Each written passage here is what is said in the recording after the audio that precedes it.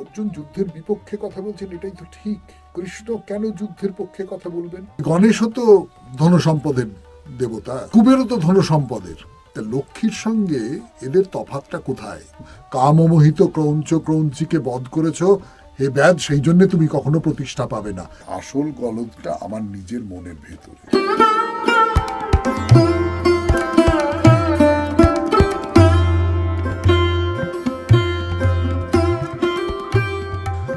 নমস্কার নমস্কার নমস্কার নমস্কার নমস্কার আপনাদের সবাইকে সবাইকে সবাইকে নমস্কার জানাচ্ছে আপনাদের সৌমিত্র বসু। সবাইকে অজস্র শুভকামনা জানাচ্ছে, সবাইকে স্বাগত জানাচ্ছে আমাদের এই স্মরণে সৌমিত্র অনুষ্ঠানে, এবং সবাইকার প্রতি অজস্র শুভকামনা। আপনাদের দিনটা খুব ভালো কাটুক, শুধু আজকের দিন নয়, সারাটা জীবন খুব ভালো কাটুক, এই প্রার্থনাই তো করতে পারি। সকালবেলা এই অনুষ্ঠান শুরু হচ্ছে, তারপর অবশ্য যে কোনো সময়ই আপনারা দেখতে পারেন এই স্মরণে সৌমিত্র অনুষ্ঠান। কিন্তু সকালবেলা এই কথাটা বলতে খুব ইচ্ছে করে যে আপনারা সকলে খুব ভালো থাকুন, সুখে থাকুন, সুস্থ থাকুন, আনন্দে থাকুন। সুখ না, সুখ তো শরীরের, আনন্দ হচ্ছে মনের। মনে মনে খুব ভালো থাকুন। আমরা তো এর মধ্যে সবে শুরু করেছি, ধরুন 2 তারিখে অনুষ্ঠান শুরু করেছি। ওই প্রত্যেক মঙ্গল বৃহস্পতি শনি এই 3 দিন অনুষ্ঠান করব, এরকম একটা পরিকল্পনা নিয়ে আমরা এগিয়েছি। এর মধ্যে এত জায়গা থেকে মানুষজন বলছেন যে ভালো হচ্ছে, খুব ভালো হচ্ছে, শুনবো, এটা যেন মাঝপথে বন্ধ করে দিও না, এইরকম সব কথাবার্তা খুব হচ্ছে। ফলে আমরাও বেশ উৎসাহ পাচ্ছি, মনে হচ্ছে হ্যাঁ এগিয়ে যাই, দেখা যাক কি হয়।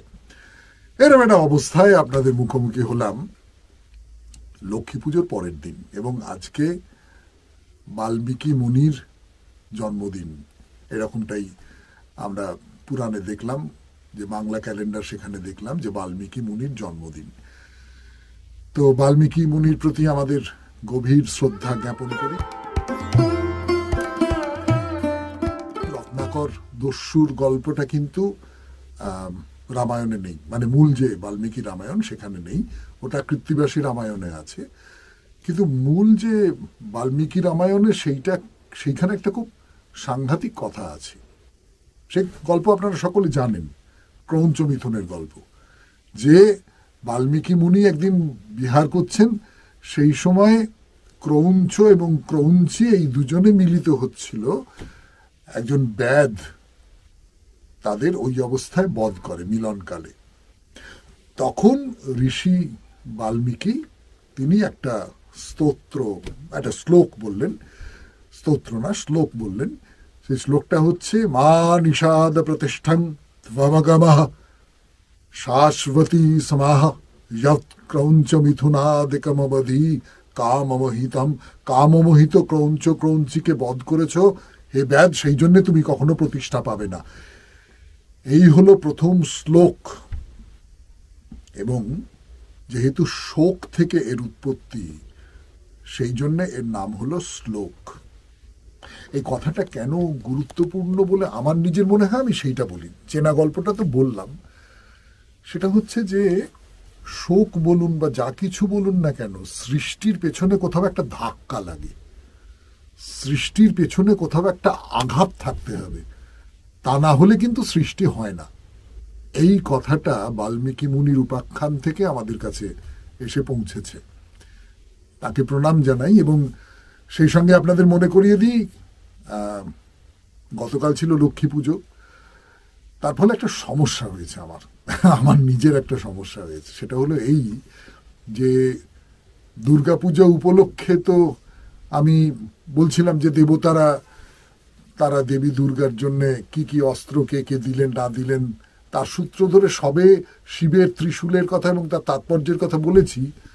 তারপরেই সেদিনটা শেষ হয়ে গেল। তারপরেই তো আমরা এসে উপস্থিত হয়েছি লক্ষ্মী পুজোর পরের দিন। ফলে মা লক্ষ্মীকে নিয়ে তো 2-4টে কথা একটু বলতেই হবে। তা সেই কথাগুলো বলি, শোনাই আপনাদের। প্রথম যে কথাটা বলবার, মা লক্ষ্মী হচ্ছেন ধন সম্পদের দেবী, তাই তো? আচ্ছা, এখানে একটা কথা জিজ্ঞেস করি। এই যে গণেশ পুজো ধরুন মহারাষ্ট্র থেকে আমাদের এখানেও চলে এসেছে। এখন গণেশ পুজো প্রচুর পরিমাণে হয়। এই গণেশও তো ধন সম্পদের দেবতা। ধরুন কুবের, রবীন্দ্রনাথের রক্তকরবী, তার 100 বছর পূর্ণ হয়েছে। এই কুবেরও তো ধন সম্পদের। তা লক্ষ্মীর সঙ্গে এদের তফাৎটা কোথায়? প্রথমে একটা কথা বলে রাখি, মহারাষ্ট্রে যাই হোক না কেন, তারা ব্যবসা বাণিজ্যে খুব বড়। সেখান থেকে ব্যবসা বাণিজ্যের আকাঙ্ক্ষায় আমাদের এখানে যত যা কিছু চলে আসুক না কেন, গণেশ কিন্তু ঠিক টাকা পয়সার দেবতা নন। খেয়াল করে দেখবেন, তার 2 স্ত্রী, একজন হচ্ছেন ঋদ্ধি আর একজন হচ্ছেন সিদ্ধি। ঋদ্ধি টাকা পয়সার দেবী বলতে পারেন, আর সিদ্ধি হচ্ছেন কোথাও একটা পূর্ণতার প্রতীক।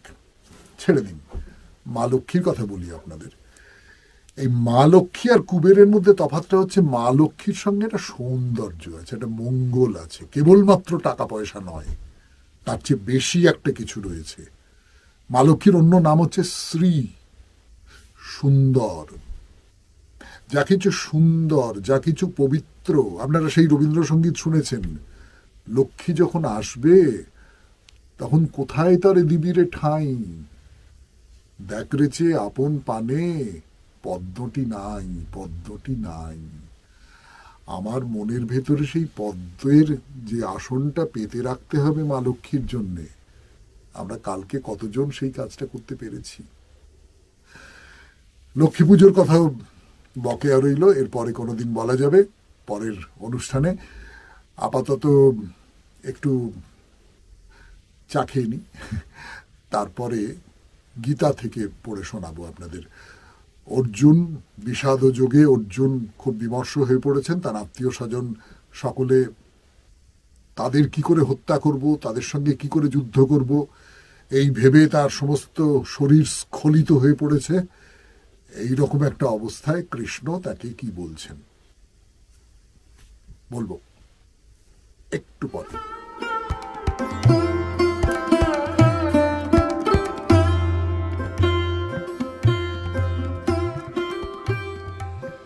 হ্যাঁ, তাহলে শুরু করি গীতার কথা।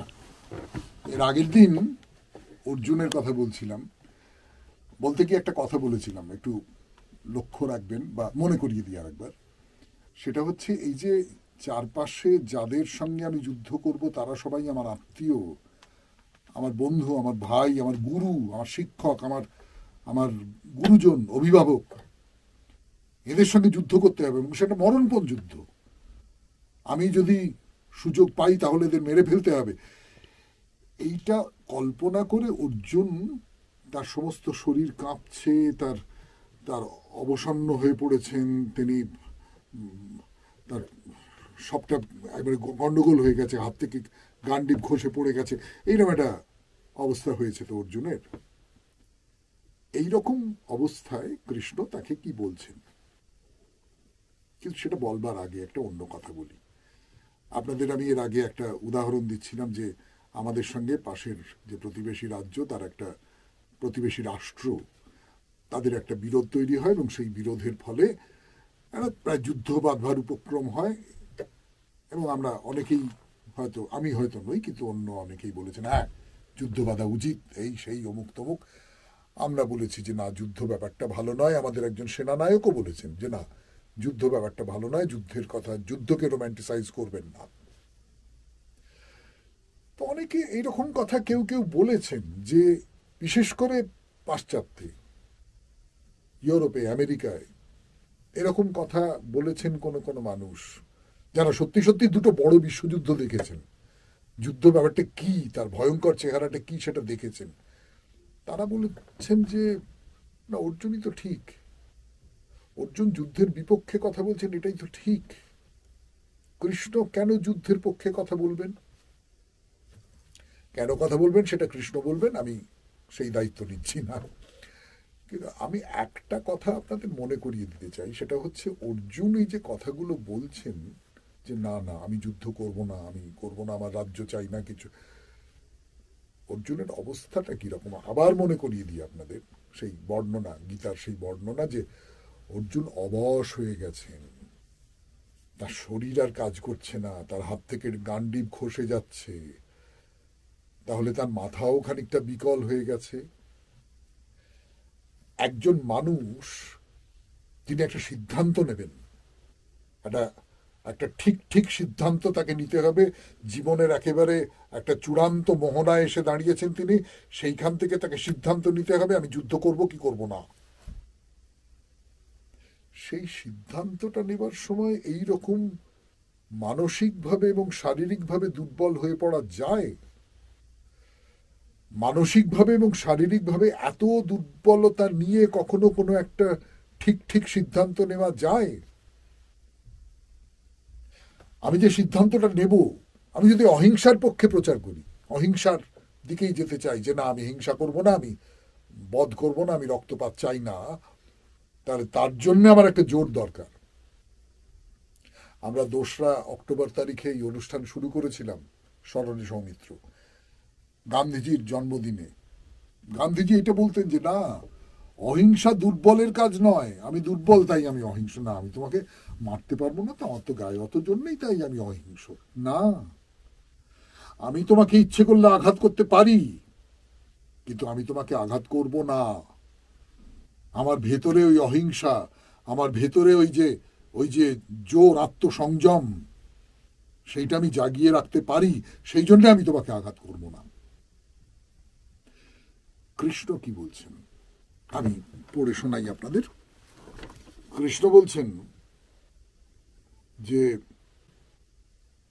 অর্জুন, তুমি গভীর শোকাপন্ন হয়েছ, দয়ার্দ্র চিত্ত হয়েছ, ইত্যাদি ইত্যাদি হয়েছ, বলে বলছেন যে কোথা থেকে এত হীন ভাব তোমার মনের মধ্যে এলো?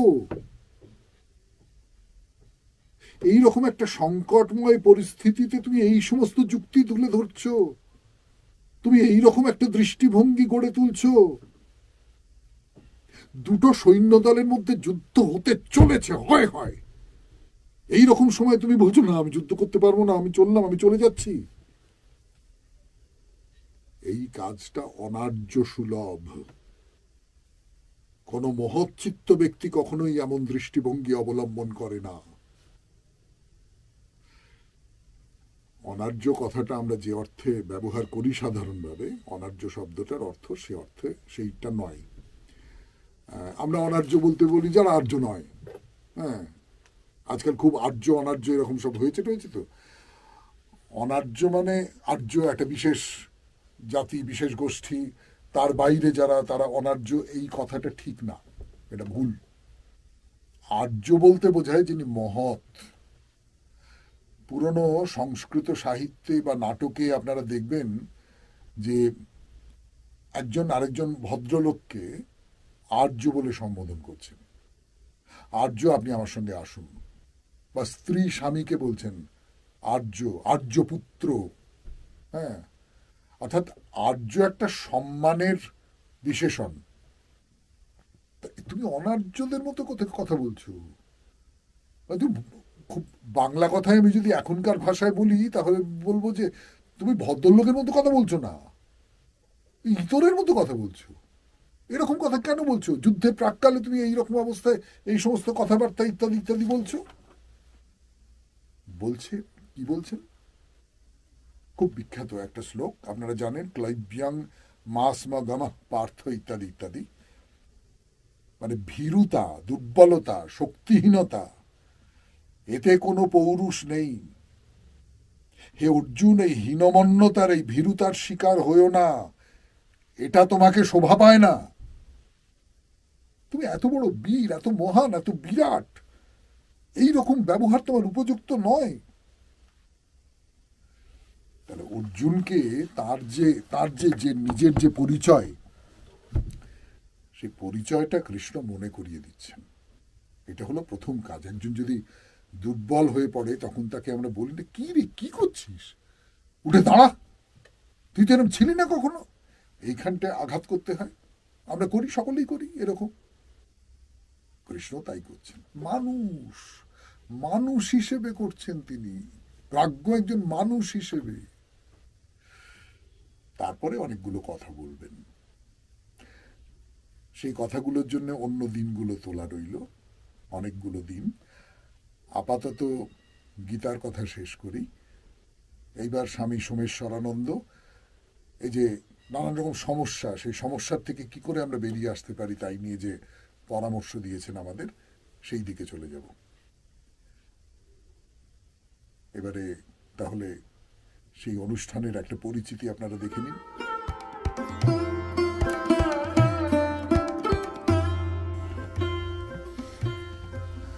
তাহলে শুরু করি।